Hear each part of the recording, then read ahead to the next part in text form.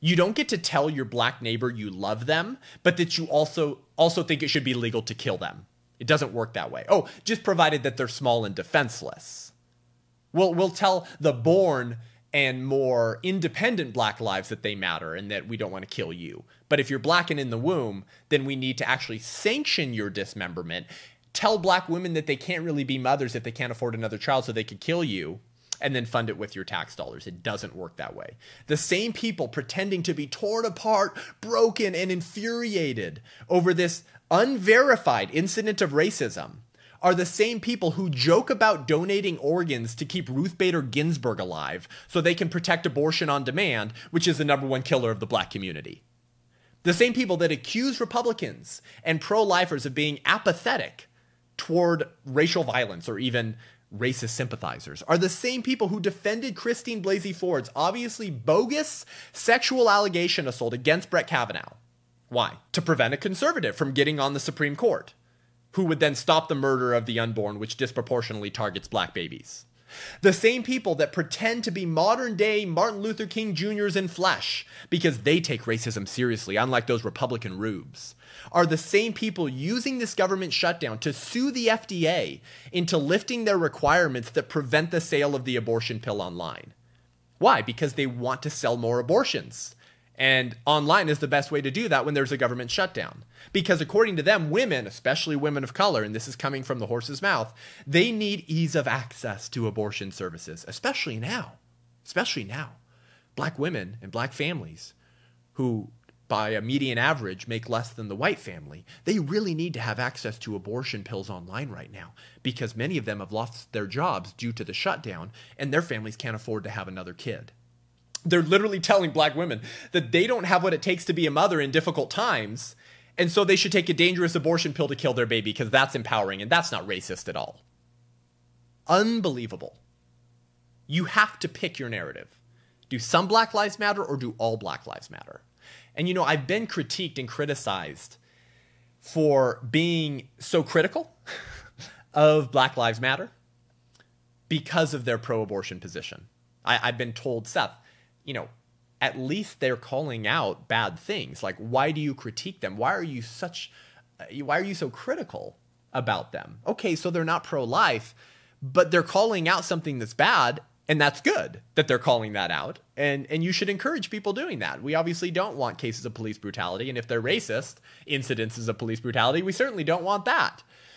So each movement is entitled to its outrage, I've been told. So just stop going so hard after Black Lives Matter and leftists who care about the lives of born black people, even if they don't care about the lives of unborn black people. Really. If you were to put that critique of me in any other context, would anyone respect the validity of that critique? I think not. Let me tell you what I mean by that. Let's say instead of the critique being about Black Lives Matter not being pro-life but being against racism and racial violence and police brutality, what if instead it was me who, as a pro-life person, was considering policies that would re-legalize lynching as long as it was done so by a nonprofit organization and funded by the taxpayer dollar? What if I, as a pro-life individual, who, by the way, the pro-life movement fights to save more black lives than anyone else, because nearly 300,000 black babies are killed every year in America. So it's the largest wholesale slaughter of blacks in American history. So pro-lifers actually care a lot about black lives because they're seeking to prevent the only type of murder in the black community that's still legal, abortion. But put that aside. Let's say as a pro-lifer, I say, yeah, but I'm willing to consider politicians who would re-legalize lynching and property ownership, meaning slavery, as long as it was done so by just one organization. And, we want to make sure that people who are trained in property and racial health care know how to do these procedures carefully. Then I'd be willing to consider that. Would anyone take my pro-life conviction seriously about the value of life in the womb if I simultaneously backed politicians and maybe even funded organizations that were promoting lynchings and slavery? Of course not. Of course not. I would undercut my entire position and credibility, wouldn't I? And it would be right of others to expose me for the fraud that I would be, right? I can't claim to care about Black lives in the womb and then endorse and fund the slaughter of Black lives out the womb. It doesn't work that way. But if I say that about people who pretend to care about racism, but back the most racist organization in American history, Planned Parenthood, responsible for the biggest slaughter of Black lives in American history, oh, then I'm just being unfairly critical. Oh, spare me. Ridiculous. If you care about science, care about facts, you have to follow where those facts lead, which is that life begins at the moment of conception. Okay, well, you say it's not a person. Okay, whatever functions you come up with and demand that the unborn meet to be a person can equally be used to find a born person who doesn't adequately meet those same functions and could therefore be dehumanized and killed as well according to your same standards. So the only way to maintain human equality and equal treatment under the law is by grounding human value and a right to life in the only thing we have in common, which is what? A human nature. That's the only thing we have in common. And that human nature began at the moment of conception.